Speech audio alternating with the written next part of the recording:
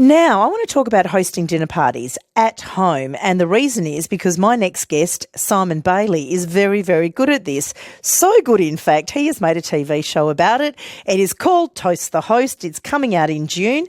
And I guess he is the host with the most. Simon Bailey is with me now. And if you've got a question for him, he is here to answer it. 1300 222 720. Simon, welcome and congratulations. Thank you, Nadia. That's so lovely.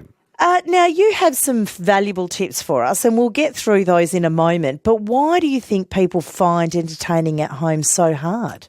I think because if you don't know what to do and when to do it, it is a bit of a mindset. At a table, you've got to make the food, you've got to entertain, and it seems all a bit overwhelming.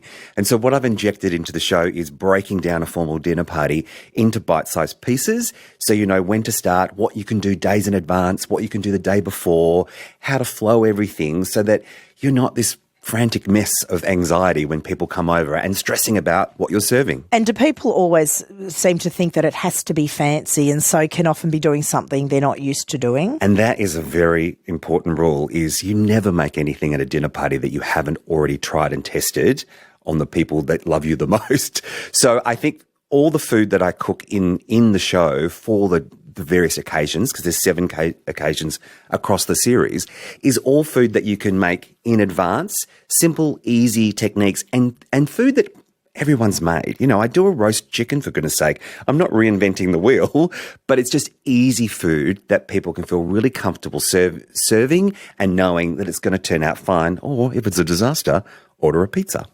Now, let's look at a couple of specific things. So the right time to arrive, the right time to leave. Yes. Does that really matter? It really matters.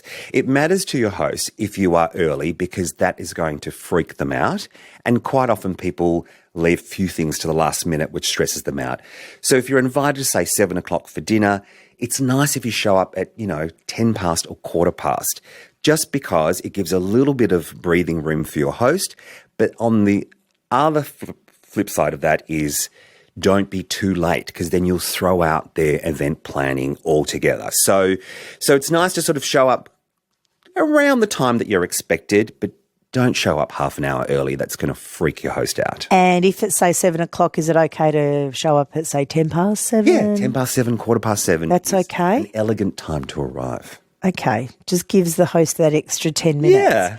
All right, you were talking there about, well, I guess, people are on a budget. So Yes. can you make budget? Oh, well, actually, no, before that, what about leaving? How long? How do you know if you've overstayed your welcome? When do you leave? Yeah, this is really key. You've got to take some cues from your host. But if you are hosting a dinner party, the international code for it's time to leave, offering tea and coffee. Yeah, right. Because, like, tea and coffee, anyone? Because that's the hint that you need to take that it's time to leave the occasion. And so what I do, if I want things to keep flowing, is I'll get up and I'll make tea and coffee and just serve it to the table and not ask. But if I am ready for people to leave, I'm like, tea or coffee, anyone? In a really unenthusiastic way. But you've got to take some notes or some tips from what your host's behaviour. So what do you look for? Well, I look for yawning, stretching, Yes. not topping up glasses of wine. I listen for things like, oh, it's been a very long day and it's been so nice. Any of that sort of I'm about to wrap you up type of, ending sentences. You just got to take the temperature, because the last thing you want to do is overstay your welcome and then you don't get a return invitation. But can you say to somebody, oh, look, it's 11 o'clock. Yeah. I think it's time we wrapped things up. Well, in episode 4, which is the midweek dinner, and I... Oh, there's got to be a time limit for the midweek dinner. Yeah. We're all working. Yeah. Because I shot all the dinner parties are all shot in real time. You hear me say to all my friends, all right, take the dessert to go. It's time to go. Yeah. Get out. Because, you don't want people staying until midnight on a Wednesday night. But I think it's nice if, everyone has, arrives at 7, has a meal, has some conversation. And if it gets to the, quarter to 10 mark, it's time for you to pop home. Unless it's a Saturday night, and then settle in, crack the dessert wine, make an espresso martini, and ride in until, 2 a.m, I say. Oh, so we want an invite to Simon Bailey's house. We know the food will be good and he'll be very clear about when we're welcome and when we are no longer welcome. Yeah.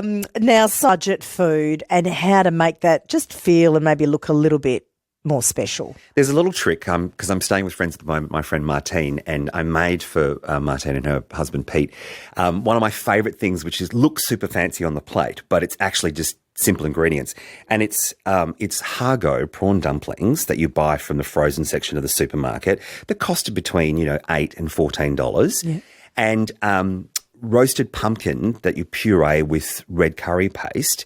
And so you put that on the bottom of the plate and it's just deliciously bright, reddish yellow. Looks great, yeah. And then you put some of the boiled Hargo dumplings in the middle and then you just sprinkle that with, a little chili oil, and it looks like you've been to a 5-star restaurant. The ingredients in front of you per serve, I think works out to be about $3 or $4 per serve, and it looks like $1 million. And if you don't believe me, look at my Instagram. And it's okay if you're not making everything from scratch? No, because you're making, the sauce that's underneath it, and that's got a delicious flavour and it pairs really well with the dumplings. But, the look, it tastes sensational, but it looks like it's, fancy restaurant food that's not costing a lot of money. What about mains and desserts? What sort of things do you do? Well, in the show, for example, I do, for the comfort dinner, I do a slow roasted, lamb shoulder, something that you can put in the oven for 5 or 6 hours, and then it's all just melty and delicious, when it's time to serve. And for that meal, I do one of my all-time favourites, which is basically apple and berry crumble, but you make sort of a biscuit crumble for the top. So just elevating a few simple things that's easy to make that you probably had when you were a child, but it's inexpensive. I mean, I think apples are around the $4, $4.50 a kilo price at the moment. So they're not terribly expensive. Then if you've got self-raising flour, some desiccated coconut and some sugar and some cinnamon in your cupboard, that's it. You're good to go, and some butter, then you're good to go. Simon Bailey is my guest this morning. He's got a new series coming out on SBS. I'll give you the details in a moment, called Toast the Host, because he's really good at hosting dinner parties, and I know you're all lining up wanting an invitation. Drinking and hosting. Yes. You strict rules about this? I have a very firm guideline on this from years and years of, having a glass of wine to relax before people arrive and then joining everyone for the drink before. And then, you're pulling hot things out of an oven. And I remember a time I was cooking for my friends David and Lewis, and I made soft-scented chocolate puddings, which you cook in a bain-marie in the oven. And a few drinks in, bit wobbly with the tray coming out, and I poured boiling water onto my legs. So it didn't require hospitalisation. What? Yes. Lesson learned, Simon Bailey. Learned. So what I say, if you're hosting a dinner party, take it easy on the booze. Just stick to 1 or 2 glasses until all the dangerous things in the kitchen are over.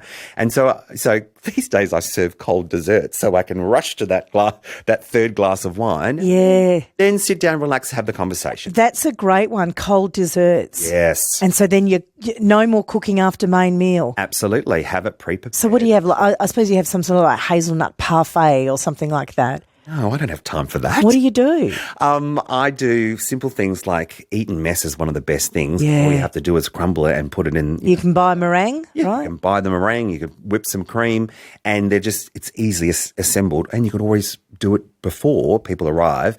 But I love doing just a simple chocolate mousse, like a simple set chocolate pod, and that way you can make it 3 or 4 days in advance, as long as you don't, remind yourself that they're in the fridge at 11 o'clock at night when you want something sweet. But make in advance, have it ready to go. So that's one less thing that you have to worry about on the night. And you just bring it out, everyone enjoys it, and there you go. And you can get stuck into the dessert wine in moderation. Speaking of go, I'm getting some very funny text messages from people telling us about how they get the sign that it's time to leave. Oh, I love this. Roscoe says, my cousin used to come out brushing his teeth as a sign to go. Isn't this brilliant? Bruce from Butler says, for late stays with friends, I sometimes say, what's that noise outside? Oh, it's the dawn breaking. If you've got more, could you tell us? 1300 222 720. Himself to go to the bathroom and he came back in his pyjamas. Oh, that's bold. Sat down and yawned. I was so embarrassed, but the guests loved it. They did leave, and yes, they've also come back. If you've got more, this is gold. 1300 222 720. You can text if you like. Very, very funny. Now, one of the things that you want to talk about is changing the subject at a dinner party. Yes. I am intrigued. Well, I mean, I think that the show is this culmination of all the skills I've collected in life along the way. And one of the things I do is media training. And in that, I teach people how to deploy a bridging statement to get from one subject to another. A bridging statement. So say, for example, someone's talking about politics, although I'd be... Oh, yeah, we'll be talking about that at 10. Look at that. Zach Kirkup just walked in with his ears pricked up when you said the word politics. All right, maybe I'll pick a different subject. Yeah, he's still got 15 minutes. He's here early. So someone brings up politics and their love for, the Trump administration. Let's say that's on the flowing around in conversation. Is what you do is you deploy a bridging statement, and a lot of us have them. We use them every day, but we just don't realise it. But the way to get from one subject to another. So it's always good to acknowledge what the person's saying. Gee, that's a really interesting topic and very topical right now. And then you just redirect the conversation to something else. But what I really want to talk about is the new season of Toast the Host coming out on SBS Food. And in June. I learned blah, blah, blah. And then you attach a question to it and you seamlessly... And you don't feel like you're cutting that person off? No, because that person doesn't feel like they're being acknowledged for the subject, but then you're injecting an opportunity for people at the table to ask questions and to go. And if they want to revert back to the original subject, so be it. You just deploy another bridging statement. But it's sometimes we get backed into a corner when, someone's bringing up a topic. Like I remember a friend's hosted a dinner party and there was a woman I hadn't met before, and she was going on and on and on and on about her ex-husband and how ungrateful her children were and all this, and just railroaded. So I kept deploying bridging statements and changing the subject, and everyone was sort of giving me the nod like, oh, yeah, because we spent, 2 hours on the one subject and everyone's eyes were glazing over. There's some great text coming through. Gary the Truckie says, I'll say, I'm home. I wish everyone else was. Oh, I'm going to use that. Yeah, Nat reckons her husband actually fell asleep mid-waffle more than once. Oh, yeah.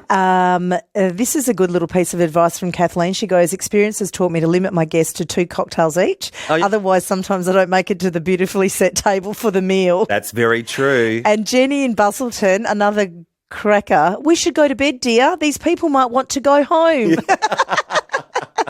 Everyone's being so polite about it. I know, but, it's a nice way to have people, exit your house. Simon, finally, now I should let people know, Toast the Host will air on SBS, SBS Food and SBS On Demand, Saturday the 7th of June at 5:30. So that's congratulations. Right. Thank you. But before I let you go, we are asking people, is there something that their mum has said to them that they'll never forget? I always remember my mum says, when you're cooking, you can put the salt in, but you can't take it out. Easy as you go. And that, I think, is absolute genius. Simon Bailey, congratulations. Always good to have you in, and we'll get you back. Thanks, Nadia. Find out as it happens here on ABC Sport.